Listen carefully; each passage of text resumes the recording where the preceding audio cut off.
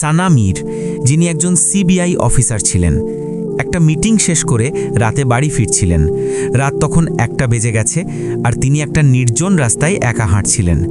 হাঁটতে হাঁটতে যখন একটা একদম শুনশান জায়গায় পৌঁছলেন, তখন রাস্তার মাঝখানে একজন পুলিশ ইন্সপেক্টর আর 2জন কনস্টেবল দাঁড়িয়েছিল।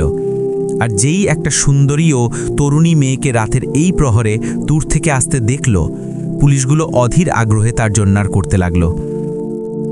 হঠাৎ ইন্সপেক্টর রাস্তার মাঝখানে এসে দাঁড়িয়ে পড়ল, আর সানা মীরের পথ আটকে তাকে উপর থেকে নিচ পর্যন্ত ঘুরে ঘুরে দেখতে লাগলো।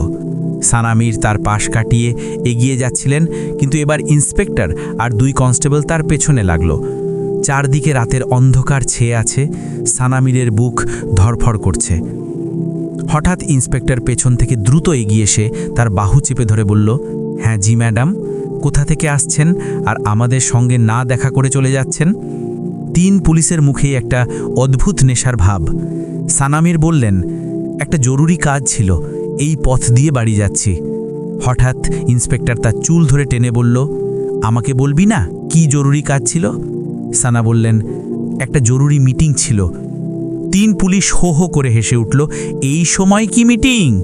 ইন্সপেক্টর বলল, তারপর যোগ করল, আমাদের সঙ্গেও একটা মিটিং করে নে। হঠাৎ ইন্সপেক্টর তার বাহু জোরে টেনে কাপড় ছিঁড়ে দিল। সানা মীর এবার বুঝে গেলেন তার সঙ্গে কিছু ভয়ানক হতে চলেছে। তিনি আস্তে আস্তে পেটাতে লাগলেন, ইন্সপেক্টর এগোতে লাগলো। এভাবে চলতে চলতে যখন ইন্সপেক্টর তাকে ধরার জন্য ঝাঁপ দিল, সানা মীর হঠাৎ দৌড়াতে শুরু করলেন, আর ইন্সপেক্টরও তার পেছনে ছুটল। সানার শ্বাস ভারী হয়ে গেছে, তবু যান বাঁচাতে পাগলের মতো দৌড়াচ্ছেন। হঠাৎ ইন্সপেক্টর পেছন থেকে ঠেলে দিল, সানা রাস্তার মাঝে পড়ে গেলেন। ইন্সপেক্টরের চোখে এখন অদ্ভুত নেশা। সে নিচে পড়ে থাকা মেয়েকে অদ্ভুত দৃষ্টিতে দেখছে। সানা মীর বুঝলেন, দেখো, আমাকে ছেড়ে দাও, তোমরা যা করছো ঠিক করছো না, পরিণাম ভুগতে হবে। ইন্সপেক্টর পাগল হয়ে গেছে। এর মধ্যে আরও 2 কনস্টেবল এসে বলল, সবাই মিলে হেসে হেসে বলল, ওরে বাবা, আমরা তো ভয় পেয়ে গেলাম। ইন্সপেক্টর কনস্টেবলকে বলল, মদ নিয়ে আয়। এক কনস্টেবল ছুটে গাড়ি থেকে মদের বোতল নিয়ে এলো। ইন্সপেক্টর বোতল খুলে সানার গায়ে ঢেলে দিতে লাগলো। সানা পুরো ভিজে গেলেন। তারপর আরেক বোতল থেকে আধা খেয়ে বাকিটা সানাকে ধরিয়ে দিয়ে বলল, নে, খা। সানা ভয়ে ভয়ে বললেন, না, আমি খাই না। ইন্সপেক্টর গা ঘেঁষে বলল, খা, নইলে তোকে এমন করব যে কাউকে মুখ দেখাতে পারবি না। ইন্সপেক্টর কাছে এসে তার চুলে আঙুল জড়িয়ে হাসতে হাসতে বলল, হ্যাঁ, এবার মজা আসবে। কিন্তু যেই ইন্সপেক্টর তার গাল ছোঁয়ার চেষ্টা করল, সঙ্গে সঙ্গে বিস্ফোরণ। সানা মীর মাটি থেকে বোতল তুলে পুরো জোরে ইন্সপেক্টরের মাথায় মারলেন। ইন্সপেক্টরের মাথা ফেটে রক্ত পড়তে লাগল। সে মাটিতে পড়ে গেল। 2 কনস্টেবল হতভম্ব। সানা কোনো রকমে উঠে দৌড়াতে লাগলেন। নেশার জন্য পা টলছে, কিন্তু দৌড়াচ্ছেন। ইন্সপেক্টর চিৎকার করল, ধরো ওকে। এক কনস্টেবল ধরে ফেলল। ইন্সপেক্টর রাগে পাগল হয়ে এসে বলল, তুই আমার সঙ্গে খেলা করলি? এবার তোর সাজা আরও বাড়ালি।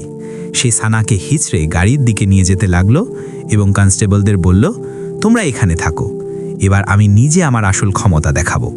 সানা নিজেকে ছাড়ানোর চেষ্টা করলেন, কিন্তু পারলেন না। ইন্সপেক্টর গাড়ির দরজা খুলে তাকে ভেতরে ঠেলে দিল।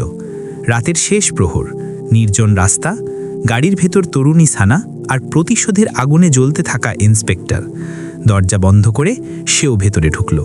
চোখে লালসার ঝিলিক, শ্বাসে মদের গন্ধ। সানার ঠোঁট চেপে ধরে বলল, এবার দেখি তোর গর্ভ কোথায় যায়। তোর চিৎকারই আমার জয় হবে। সানার চোখে জল, কিন্তু ঠোঁট কাঁপছে। ইন্সপেক্টর ঝুঁকে পড়তেই সানার চোখ পড়ল ড্যাশবোর্ডে রাখা লম্বা টর্চে। তিনি টর্চ তুলে পুরো জোরে তার চোয়ালে মারলেন। ইন্সপেক্টর ভয়ঙ্কর চিৎকার করে পেছনে সরে গেল, মুখ দিয়ে রক্ত পড়তে লাগলো। সানা দরজা খুলে বেরিয়ে ন্যাংটা পায়ে দৌড়াতে লাগলেন। পেছনে ইন্সপেক্টর গালি দিতে দিতে ছুটছে। সানা একটা পুরনো কারখানার আধখানা খোলা গেট দেখে ভেতরে ঢুকে মেশিনের পেছনে লুকালেন। ইন্সপেক্টর লোহার রড টেনে ভেতরে ঢুকে চিৎকার করতে লাগলো। হঠাৎ সানাকে কোমর থেকে ধরে ফেলল। সানা ঘুরে বললেন, তোমরা যা করতে চলেছ তার পরিণাম খুব খারাপ হবে, আইন তোমাদের সাজা দেবে। ইন্সপেক্টর হেসে বলল, পাগলি, আমি আইন। এই নির্জন জায়গায় কেউ তোর চিৎকার শুনবে না। সানা উঠে দাঁড়ালেন। ইন্সপেক্টর তার শরীরের গন্ধ শুকতে লাগলো। সানা হঠাৎ জোরে ঠেলে দিয়ে আবার বেরিয়ে দৌড়ালেন, কিন্তু সামনে 2 কনস্টেবল, পেছনে ইন্সপেক্টর, সব পথ বন্ধ। সানা চোখ বন্ধ করে মাটিতে বসে পড়লেন। ইন্সপেক্টর বুট ঠুকে বলল, উঠ, চুপচাপ গাড়িতে গিয়ে শুয়ে পড়, নইলে এই রাস্তাতেই শেষ করে দেব। সানা কাঁপা গলায় বললেন, তোমরা মনে করো ঊর্ধ্বে থাকলে যা খুশি করতে পারো? জুলুম কখনো দেরিতে হয় না। ইন্সপেক্টর হেসে বলল, রশ্মি নায়। কনস্টেবল রশ্মি নিয়ে এলো। সানা হঠাৎ বললেন, ঠিক আছে, যা চাও আমি রাজি। 3 জনই হো হো করে হাসতে লাগলো। ইন্সপেক্টর কাছে এসে বলল, আগে রাজি হলে এত কিছু করতে হতো না। সানা মুখে শান্তির হাসি এনে বললেন, একটা শর্ত, চোখ বন্ধ করতে হবে। ইন্সপেক্টর হেসে রাজি হলো আর রাস্তায় শুয়ে পড়ল। সানা তার চারপাশে ঘুরে বেড়াতে লাগলেন। তারপর ঝুঁকে তার কবজিতে হিল দিয়ে মারলেন যেখানে রিভলভার ছিল।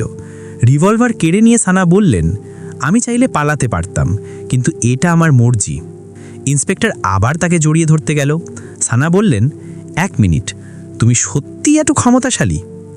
ইন্সপেক্টর গর্ব করে মোবাইলে আগের সব মেয়েদের ছবি দেখিয়ে সব কুকীর্তির গল্প করতে লাগলো। সানা চুপচাপ শুনলেন, তারপর হেসে বললেন, চলো তোমার বীরত্ব দেখতে চাই। তাকে নিয়ে গেলেন যেখানে 2 কনস্টেবল দাঁড়িয়ে। সেখানে গিয়ে হেসে বললেন, বলছিলে কেউ ধরতে পারবে না? বলেই পোশাকের ভেতর থেকে লুকানো ক্যামেরা বের করলেন, যেখানে ইন্সপেক্টরের সব গুণা, গর্বের স্বীকারোক্তি রেকর্ড হয়ে গেছে। ইন্সপেক্টরের মুখের রং উড়ে গেল। ক্যামেরা ছিনতে ঝাঁপলিল, কিন্তু তার আগেই সানার হাত থেকে জোরালো চড় খেল।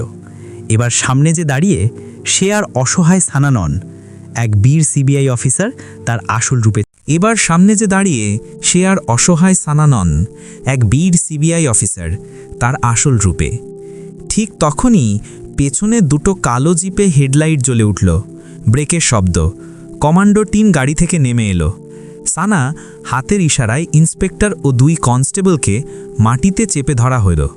ইন্সপেক্টরের পা কাঁপছে, কাঁপা গলায় বলল, এই মেয়ে মিথ্যে বলছে। কিন্তু গল্প এখানেই শেষ।